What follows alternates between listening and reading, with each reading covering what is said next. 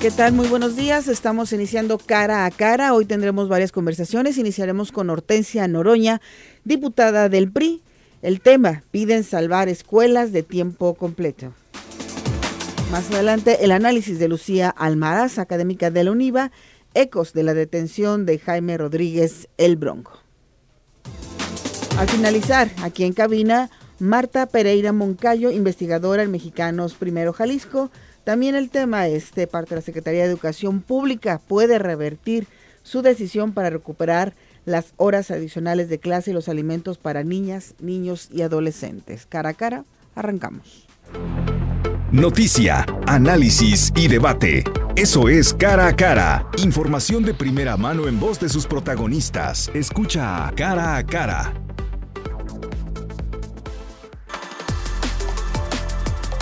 Así es, ya es viernes y estamos contigo a través del 91.5 de FM. Muchas gracias a quienes nos están sintonizando y nos están permitiendo acompañarlos en este momento.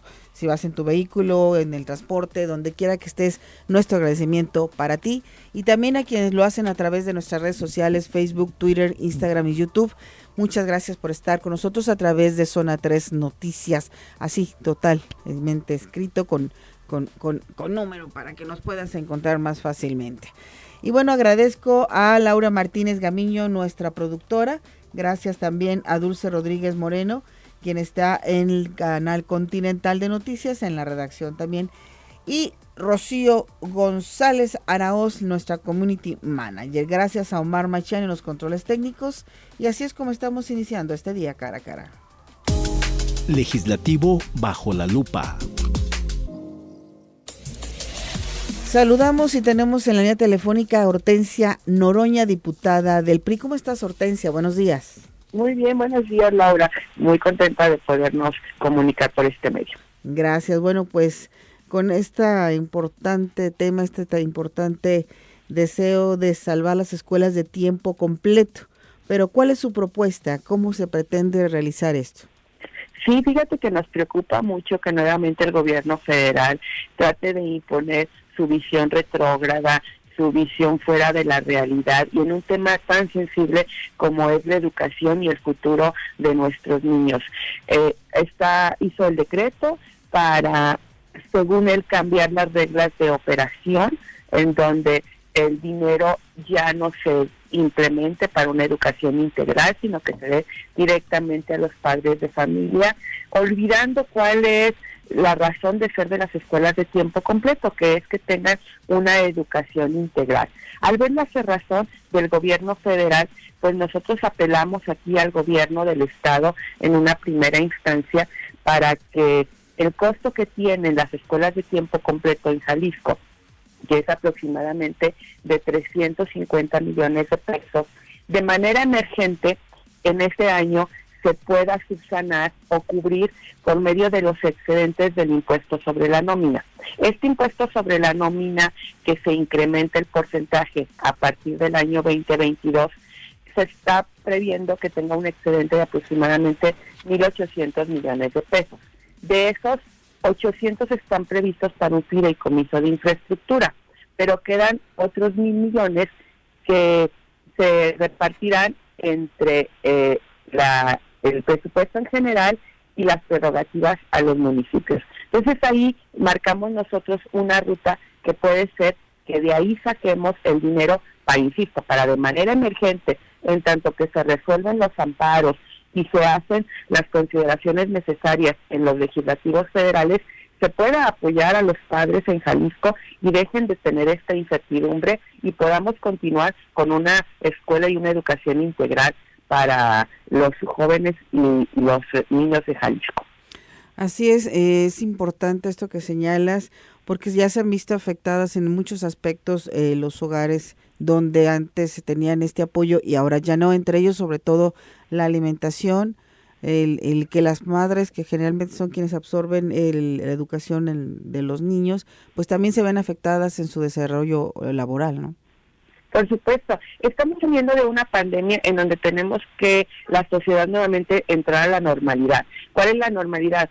Que nuevamente estemos en educación presencial, en que todas aquellas áreas que no se desarrollaron por privilegiar la salud y la vida en estos 2 últimos años, pues se vean fortalecidos, en donde la economía también se retome, y parte fundamental son las madres jefas de familia, las familias que tienen necesidad, ambos padres, de salir a trabajar para llevar el sustento. Entonces, ¿en qué parte estamos apoyando realmente estas dos áreas para que los padres puedan salir a trabajar sabiendo que sus hijos se quedan no nada más con buen cuidado, sino que aparte tienen una educación en otras esferas que la educación tradicional de solamente la mañana, solamente el turno vespertino, no se alcanzan a cubrir, como es en el deporte, en talleres de actualidad como puede ser robóticas, talleres de idiomas, en el ámbito artístico?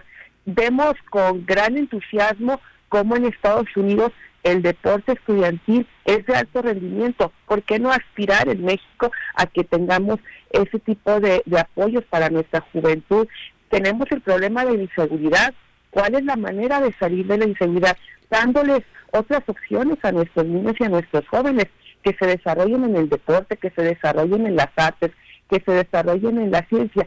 Y eso solamente se puede dar con una educación integral y ampliando el horario escolar. Y en lugar de ir avanzando a que todos los niños tengan esta oportunidad, vamos en retroceso, creyendo en este gobierno federal que los mexicanos vivimos de limosnas. No, nosotros queremos condiciones de desarrollo, no queremos limosnas. Y por eso también, Laura, te platico, estamos presentando una iniciativa para que se vaya al Congreso de la Unión, en donde demos el paso a que toda la educación primaria pueda ser de tiempo completo y que quede en la Ley General de Educación, que en un plazo grande de tiempo, 10 años les damos, porque ya sabemos la respuesta, que es que no hay dinero, que no hay infraestructura, que no hay posibilidad de cubrir la totalidad de los alumnos en esta modalidad. Bueno, démonos 10 años para que todos nuestros niños puedan tener una escuela de tiempo completo en nivel primaria, que es el grueso de la educación básica. Hay dinero para obras tan faraónicas como el Tren Maya, como un aeropuerto irracional, como una refinería. ¿Por qué no invertir en la educación de los niños? De verdad que el presidente de la República demuestre que quiere una transformación de este país y no que quiere un retroceso de cuarta. Ahora bien, esta propuesta que tienen ustedes es temporal, es una solución temporal, porque van en busca de que esto se restablezca. Todos estos. Sí, por supuesto, nosotros estamos avanzando en todas las trincheras para ver en dónde logramos la solución. Pedirle aquí al gobierno del estado que en este 2022 cubra las escuelas de tiempo completo en Jalisco. Estamos haciendo una presentación colectiva de amparos y también estamos previendo la iniciativa para que quede en la Ley General de Educación que todas las escuelas primarias deben de ser de tiempo completo con obligatoriedad, para que no quede a contentillo del presidente, que sepa de educación, que sí lo siga impulsando y sobre todo que sepa de derechos, porque la educación de calidad está consagrada en nuestra Constitución y a él se le olvida que juramentó cumplir con la Constitución. Y ahora nos quiere dar dádivas a los padres de familia en lugar de cumplir con su compromiso, que es dar una educación de calidad. Y por eso queremos que quede inscrito en la Ley General de Educación la obligatoriedad de que todas las escuelas sean con tiempo completo, para que no vivan los padres de familia, ni los maestros, ni los niños con la incertidumbre de este año sí voy a poder tener una educación integral, al año siguiente quién sabe. Así es. Y bueno, hemos platicado también con diputados de otros partidos y van en la misma línea de querer recuperar esto para las escuelas. ¿Hay alguna plática entre ustedes? Sí, todos los partidos hemos manifestado nuestro interés, diferentes vías, y yo creo que es el momento en que veamos cuál es realmente la mejor vía de solución y la más rápida para aportar nuestro granito de arena y que por lo menos en Jalisco haya una certidumbre. Existe también de manifiesto la preocupación del Ejecutivo, así lo manifestó el secretario de Educación Pública, y por eso nosotros ponemos esta ruta. También les planteamos otra ruta de algunas otras partidas que ya están en el presupuesto de educación. Es cuestión de que las analicemos junto con el Ejecutivo y veamos cuál es la mejor solución, insisto, de manera urgente para atender el 2022 y vayamos por los otros escenarios trabajando para que las escuelas de tiempo completo queden ya establecidas y queden como una obligatoriedad y no a la buena voluntad o a la irracionalidad de parte de los gobiernos federales. Bueno, pues estaremos al pendiente de lo que esto suceda. La iniciativa, la propuesta ya se hizo, se piensa hacer, ¿cuándo piensan acudir? Ya se hizo, ya se entregó en oficialidad de parte de la mesa directiva del Congreso del Estado, solamente en espera de que en la próxima sesión se pueda votar. Perfecto. ¿Algo más que quieras agregar? Agradecerte esta oportunidad y de verdad hacer un reclamo al gobierno federal para que tenga sensibilidad y realmente vea que México es un país grande que merece una transformación en avance todos los días y no un retroceso de traumas de los años 60 que viven algunos de sus gobernantes. Perfecto, muchísimas gracias. Al contrario, gracias a ti. Un saludo a todos. Gracias. Le agradecemos a Hortensia Noroña, diputada por el PRI, por este tema que ya le hemos venido dando seguimiento, como lo comentamos con otros diputados que están buscando el que se restablezca, que las escuelas sean de tiempo completo por las afectaciones que sufren tanto los niños y las niñas. Y hablábamos que una de las principales, pues, que en unas escuelas es el único alimento que puedan recibir y esto se les ha ido quitando y esto fue quitado para que los padres de familia, bueno, tuvieran sigan teniendo esta oportunidad. Así que vamos a ver qué sucede. Ya son varios los partidos que están involucrados en este tema. Vamos a hacer una pausa, son las 9:16, regresamos. Ecos de la semana en Cara a Cara.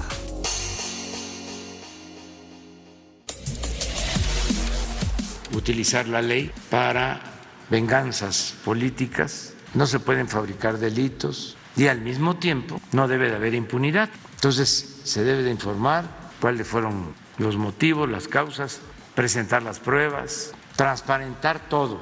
Y como son asuntos importantes, se tiene que informar bien a todos los ciudadanos. Lo que no me gustó, y eso lo digo porque creo que afecta la dignidad de las personas, fueron las fotos.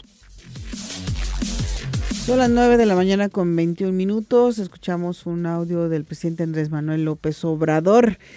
Y bueno, esta semana llegó la noticia de que Jaime Rodríguez Calderón, exgobernador de Nuevo León, fue detenido el martes por presunto desvío de recursos. El Bronco fuera más conocido, fue aprehendido en el municipio de Terán y fue trasladado al penal 2 de Apodaca para tomar su declaración. Y para hacer el análisis sobre esta situación del Bronco, tenemos en la línea telefónica y le agradezco a Lucía Almaraz que esté con nosotros a través de este medio y que nos platique y que nos diga sobre la detención del Bronco, cómo se dio, por qué se dio y qué es lo que está sucediendo. Lucía, buenos días. Muy buenos días, Laura. Un saludo para ti, para tu radioescuchas. Pues sí, fíjate que pues tuvimos esta noticia de la detención de Jaime N. Quiero decirte, Laura, y otros escuchas, que hay un antecedente, obviamente, que es una denuncia que se presentó en el 2018 justo por el actual gobernador Samuel García, que en ese momento pues era senador de la República, y que tiene que ver con las firmas que se utilizaron o que fueron por justo Jaime Rodríguez para el tema de su campaña presidencial. Como tú ya bien lo referiste, Jaime Rodríguez pues fue imputado teóricamente por la comisión de un delito electoral. Este delito está previsto en el artículo 15 de la Ley General de Delitos y más o menos nos habla que este delito, además de que tiene multa, se considera que puede llegar a un tema de una sentencia con una prisión que puede ir de los 5 a los 15 años, y hace referencia pues a que quien realice, destine, utilice, reciba aportaciones de dinero para sí, para un precandidato, para un candidato o para un partido político, cuando esto sea una prohibición legal para eso. Tiene que ver con un tema de fondos de origen particularmente ilícitos, o que los montos pues rebasen los permitidos por la ley, ¿no? Hay que destacar que este delito, digamos, tuvo que ver, o hay un vínculo particularmente con las elecciones presidenciales del 2018. En el caso concreto del exgobernador, lo que hace referencia a su defensa es que no aplica, pues porque no era precandidato ni candidato, simple y sencillamente era un aspirante que estaba recabando firmas para poder llegar eventualmente a una candidatura independiente, ¿no? El delito que se le atribuye, debo decirte, Laura, que en el catálogo de la Constitución hay un artículo particularmente que nos habla sobre cuáles son estos tipos penales, que hay una prisión preventiva oficiosa. Esto quiere decir que sin que lo solicite, en este caso la gente del Ministerio Público, solamente al ingresar por ese delito tendría que tener prisión preventiva, ¿no? Pero en el caso de que el que se le atribuye a Jaime Rodríguez, este delito no amerita prisión preventiva oficiosa, ¿no? Sobre todo se le puso esta medida cautelar porque teóricamente el juez de control consideró que había un riesgo de fuga, o que había una pérdida para poder ubicar, en este caso, al imputado, ¿no? Lo que sí también hay que decir es que según los medios de comunicación, fueron sus propios escoltas quienes se prestaron para entregarlo a las autoridades y como ya se hacía referencia, no hubo una audiencia importante este pasado miércoles en donde fue vinculado a proceso precisamente por los delitos electorales que se derivaron de la campaña presidencial del 2018 y entonces ahí tiene que ver con que pues ahora ya también se determinó que no va a estar a disposición de un juez del orden, digamos, local, sino que se va a disposición de una autoridad federal. Esto cambia su contexto, Laura, porque como es un delito que se encuentra en la ley general electoral, entonces desde un inicio tuvo que haber conocido un juez del orden federal. Entonces el juez estatal en este momento dice: yo ya no puedo conocer, declina, es decir, de conocer del asunto, y tendrá que ser ahora un juez del orden federal quien esté conociendo. ¿Qué va a pasar ya con el juez federal? Bueno, pues definitivamente se tiene que ver el expediente con el que ya se cuenta. Hay una figura jurídica que se llama radical, es decir, que diga el siguiente juez del orden federal: sí voy a conocer, sí puedo conocer porque tengo la competencia, y será el juez federal quien determine, ahora sí, en una audiencia, otra audiencia, si reduce las medidas cautelares que en este momento es la prisión preventiva. Es decir, pudiera el juez federal decir: ¿sabes qué? Es excesiva, es invasiva, y te voy a determinar otra medida cautelar. Entonces lo que procede es que se revisen las medidas cautelares, que se revise también el tema de la imputación y de la vinculación a proceso. Si este nuevo juez decide confirmar que efectivamente tiene que ser vinculado al proceso, pues se fija ya un periodo para el cierre de la investigación, en este caso de la Fiscalía, y que puede ser pues hasta un año, ¿no?, para luego pasar a la etapa intermedia. También, Laura, es importante decir que Jaime Rodríguez ha presentado o ha promovido diversos amparos. Y en este caso ya le fue otorgado por un juez también de distrito en materia penal una primera suspensión provisional, pero únicamente para efectos de que no esté incomunicado hoy que está con la medida cautelar de prisión preventiva. Es única y exclusivamente. Los otros juicios de amparo promovidos son en contra justo que no se le debería de haber imputado, según su defensa, ¿no?, y de la prisión preventiva. Pero esos todavía, digamos, por lo menos el día de hoy, son procesos en materia de amparo que aún están pendientes de una resolución. Y también, fíjate que en el audio que nos hacían favor de poner para contextualizarnos, estoy de acuerdo con lo que dice el presidente, no siempre estoy de acuerdo, pero ahora sí, sobre todo con el tema de las fotografías y cómo se filtraron, y con el tema del video en donde se le está tomando los datos para la ficha signalética, porque esto además es un riesgo que atenta contra algo que existe en materia penal que se llama debido proceso. Y ahí aguas, porque lo quisieron volver mediático el asunto, y por eso filtran los videos y por eso filtran fotografías, pero puede afectar severamente la figura que ya te comentaba, la de debido proceso, y con ello pues la situación jurídica del Bronco. Esto no deberá hacerse no solo por un tema de dignidad humana, eso es muy importante, sino además porque puede afectar el debido proceso y puede invocarlo. Entonces, en eso estamos ahorita en este momento con lo referente al Bronco Now. Así es, y bueno, también se está hablando de que se encuentra delicado de salud. ¿Esto puede modificar algo? Sí, de acreditarse, eso le corresponde a la defensa, acreditarlo pues con el tema de una valoración médica, etcétera, lo puede presentar ante el juez federal, el juez de control, y que él pueda justo eso, valorar si efectivamente es tanta la afectación en materia civil, en materia de salud, pero que pueda cambiar la medida cautelar. Lo veo un poco complicado, te digo, porque el tema es muy mediático y entonces siempre estamos esperando que por este tipo de delitos y en ese tipo de figuras tan importantes que son funcionarios de primer nivel, pues esté en prisión preventiva, ¿no? Pero me parece que en este caso, te digo, no está en el catálogo de delitos constitucionalmente hablando de prisión preventiva oficiosa, pero muy probablemente habría que ver el expediente completo, ¿no? O el audio y video de la audiencia. Seguramente el primer juez que conoció vio que había un riesgo de fuga por un tema económico.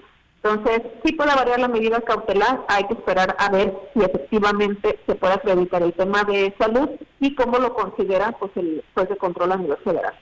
En todo caso, esto no amerita cárcel.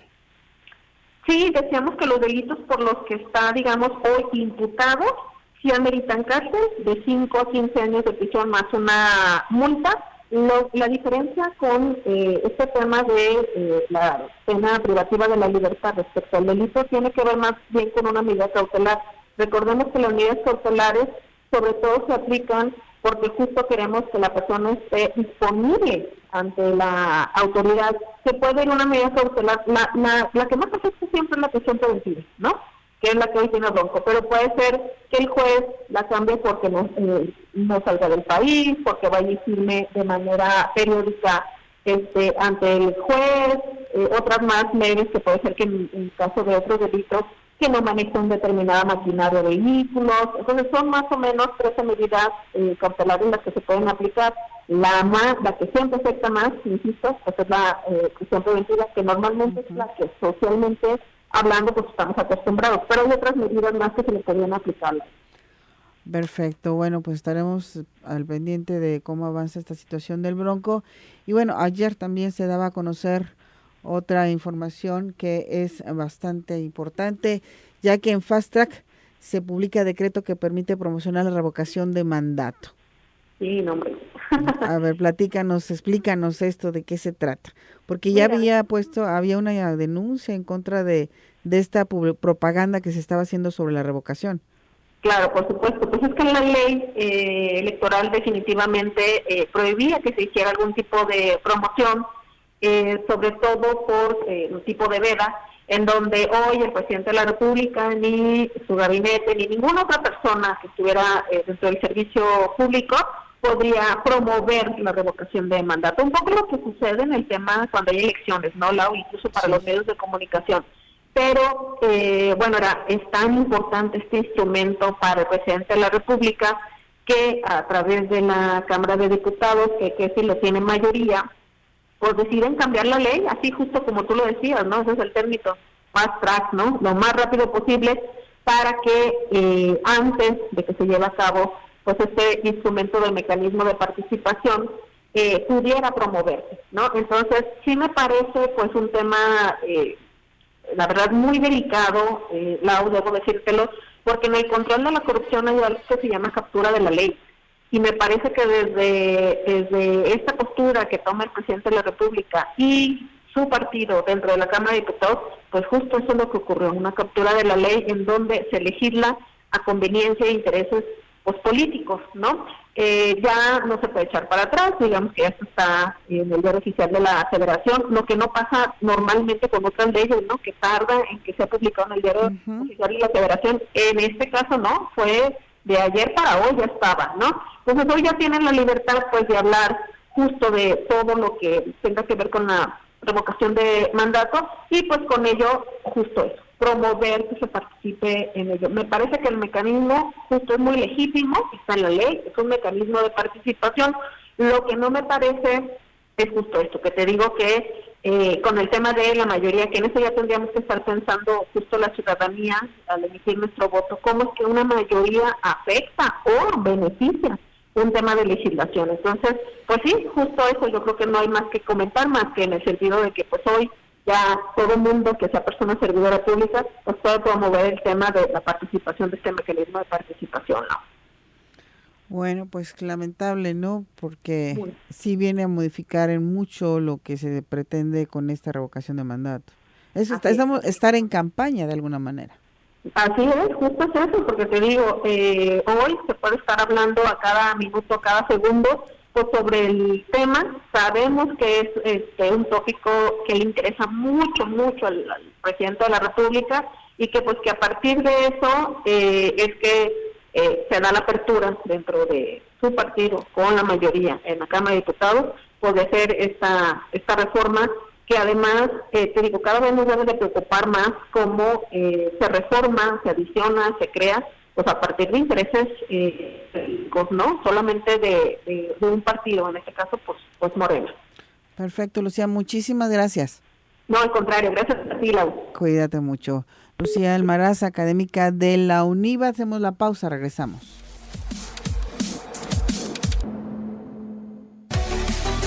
Un buen diálogo genera puntos de acuerdo. Hagámoslo cara a cara. Continuamos en Zona 3, 91.5. Cara a cara, la entrevista. Efectivamente, ahorita ese programa estaba dentro de La Escuela es Nuestra, haciendo una valoración sobre todo de tomar las necesidades que presentan las instituciones a través de las visitas que se han hecho.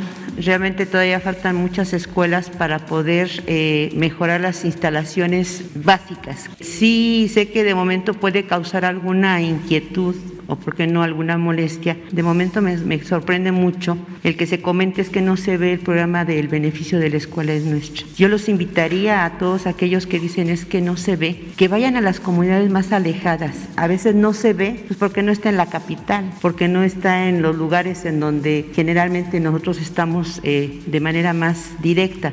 Pero si vamos a las comunidades más alejadas de Puebla, de Sonora, de Yucatán, de Chiapas, de Oaxaca, bueno, de toda la República, nos vamos a dar cuenta de cuánta necesidad tienen nuestras instituciones respecto a lo que es la infraestructura. Son las 9 de la mañana con 40 minutos. Acabamos de escuchar la voz de Delfina Gómez, es secretaria de Educación Federal, quien dijo pues esto que escuchamos, que no se ven los motivos por los cuales se están retirando los apoyos para escuelas de tiempo completo, para que los niños sigan pues teniendo esta instrucción fuera de las clases normales y además los apoyos para los padres de familia para que sigan ahí alimentándose y todo esto. Para hablar sobre este tema tenemos aquí, le agradezco muchísimo que nos acompañe en cabina a Marta Pereira Moncayo, investigadora en Mexicanos Primero Jalisco. ¿Cómo estás?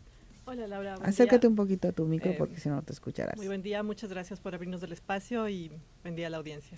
Platícanos antes de entrar al tema, ¿qué es Mexicanos Primero Jalisco? Mexicanos Primero Jalisco somos una organización civil, de la sociedad civil. Nosotros buscamos defender el derecho a aprender de niñas, niños y jóvenes del Estado y del país.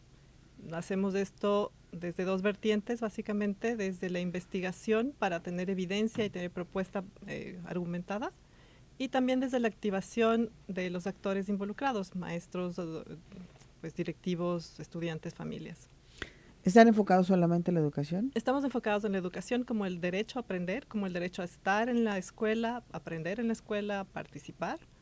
Y pues sabemos que el derecho a la educación, el derecho a aprender es habilitante de otros derechos. Entonces por eso creemos que sí es súper importante defenderlo, es súper importante que la educación esté al centro de la conversación, del diálogo, y más ahora con la pandemia que vimos que pues 2 años de estar encerrados en confinamiento, la educación fue de las últimas cosas que se reactivaron. Parecería que lo tomamos como muy a la ligera. Muy a la ligera, no fue una prioridad necesariamente en el país. Y hubo afectaciones en el aprovechamiento de los alumnos, porque no es lo mismo estar dentro de un aula, compartir, escuchar, estrenar dudas, que estar en casa, igual te distraes, igual pues estás no poniendo atención. Sí, y aquí suceden dos fenómenos. El uno, primero, que no todas ni todos tuvieron acceso a la conexión y básicamente el acceso a la educación se equiparó a eso, a tener o no internet o a la televisión. Y pues falta también este otro componente, la interacción social, el poder estar con el maestro todo el día, con sus compañeros resolviendo dudas. Entonces sí, hay estudios que dicen que hasta un 75% menos se aprende en esta situación virtual, pero bueno, pues ahora lo que tenemos que hacer es empezar a construir hacia el futuro. Ahora, ¿cuál es la razón que se da para haber quitado las escuelas de tiempo completo? Bueno, si me permites un poquito el contexto claro. de lo que es la escuela de tiempo completo. Este programa comenzó en el ciclo escolar 2007-2008 con 441 escuelas y llegó a un alcance nacional de servir a 3.6 millones de niños y niñas.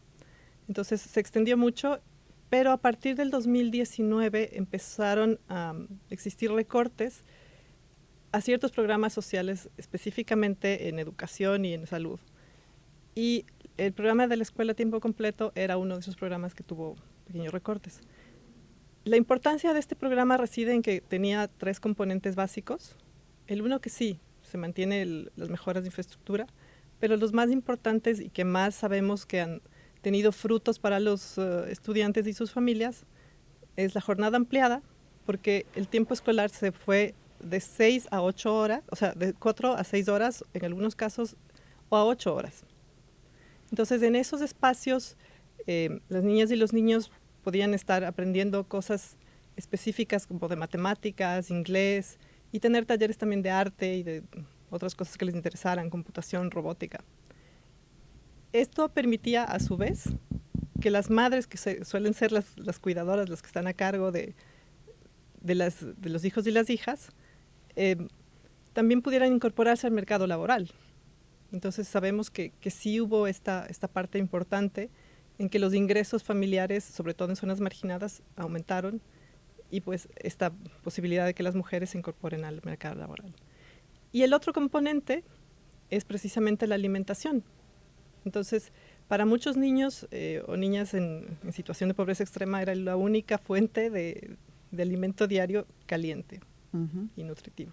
Sí, lo que comentamos hace un momento que platicábamos con la diputada Hortensia Noroña, que también está en la pugna porque se regresen estos horas para que los niños tengan tanto alimento como este tipo de actividades que pueden incentivar a realizar otras cosas, no solamente las académicas.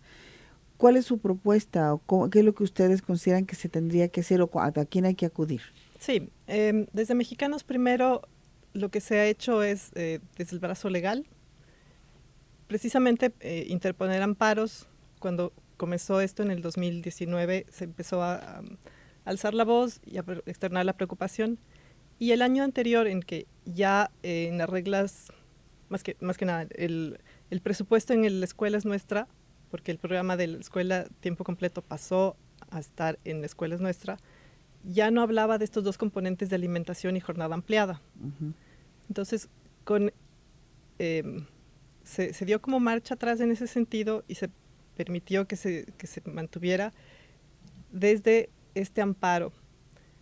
Pero tenía que haber sucedido eso y estar concreto en las reglas de operación del programa La Escuela es Nuestra. Y cuando fueron publicadas, pues la sorpresa fue que estaba todavía solo el componente de infraestructura. Entonces, Mexicanos Primero en este momento lo que hizo fue una propuesta técnica a la autoridad para decir, mira, acá están los recursos, porque el motivo por el que quitan estos 2 componentes es precisamente económico, dicen que no hay presupuesto. Entonces, la propuesta tiene tres puntos básicamente. Si me permites, antes de decir los puntos, Sí. que hacemos una pausa, Claro. para no interrumpirte en ello. Son las 9 de la mañana con 46 minutos. Regresamos. Esto es Cara a Cara. Son las 9 de la mañana con 50 minutos. Nos acompaña aquí en cabina Marta Pereira Moncayo, investigadora en Mexicanos Primero Jalisco. Y bueno, estamos hablando sobre el tema de las escuelas de tiempo completo. Y nos ibas a platicar estos 3 aspectos. estas Sí, propuestas? la propuesta técnica que se presentó a las autoridades en estos días fue precisamente porque recursos sí existen. En el mismo programa de La Escuela es Nuestra, este año recibió 2.000 millones de pesos extras que el año anterior. Entonces, para un total de casi 14.000 millones, habría que pensar que esto podría cubrir una parte por lo menos de los componentes 2 y 3. También existe otro programa presupuestal que se llama la partida U080, la cual permite un ejercicio flexible de los subsidios y los estados pueden pedir estas partidas a la federación. Porque hay que ser muy claros, es el gobierno central, es la federación quien es responsable de este programa, no son los estados, no son las familias, es la federación. Entonces, pues sí, tenemos que esperar esta respuesta de ellos. Y finalmente también, si recuerdas, hay este impuesto especial que se llama especial de producción y servicios a las bebidas azucaradas, a los dulces, a la comida chatarra. Y que precisamente los recursos deberían ser destinados a la salud. Entonces, podemos a la salud y a la educación. Entonces, se puede tomar de estos recursos. Y sí es importante la infraestructura, pero si es que se va a tomar en ese sentido, debería ir focalizada específicamente a las escuelas que todavía no han podido regresar después de la pandemia. Porque, pues evidentemente, estos estudiantes siguen estando fuera de la escuela en ese sentido y hay más riesgo de abandono escolar y de rezago educativo.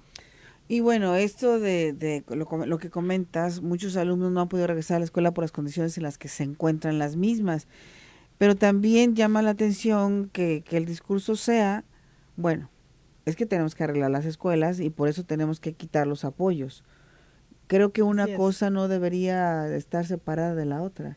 Así es, y eso es algo que desde Mexicanos Primero y Mexicanos Primero Jalisco es muy importante para nosotros, que se entienda que se debe dedicar los apoyos, bueno, no los apoyos, los presupuestos, se deben enfocar desde los derechos humanos, desde dar a la educación, dar a la salud, porque si hay políticas pero no hay presupuesto que las acompañe, pues no existe realmente una acción, no existe una estrategia que pueda servirnos. ¿Tienen algún registro de cuántos niños y niñas se ven afectados al eliminar esas escuelas de tiempo completo? A nivel nacional, 3.6 millones. Aquí en Jalisco eran 945 escuelas que funcionaban en el 2021 y esos son más o menos 95,000 niños y niñas. Y eso implica todos los hogares que también se quedan sin acceso a la alimentación, sin poder las madres acceder al mercado laboral. Y específicamente, lo que más afecta evidentemente para los niños es que estar en la escuela por más tiempo, pues lo que habíamos comentado, te permite más horas de aprendizaje, pero también estar en un sitio seguro. Sí.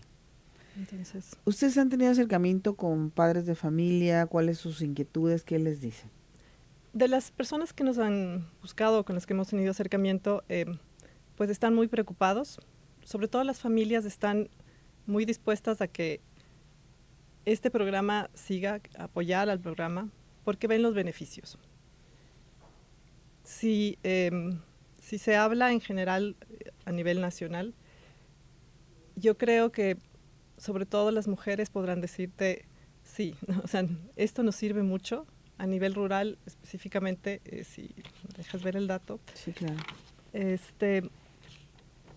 Hubo un 22% de aumento en los ingresos promedio de toda la población de madres en general y en las zonas marginadas de 36%. Entonces, si como familia te dicen, te vamos a quitar esta opción, pues peleas para que no, ¿verdad?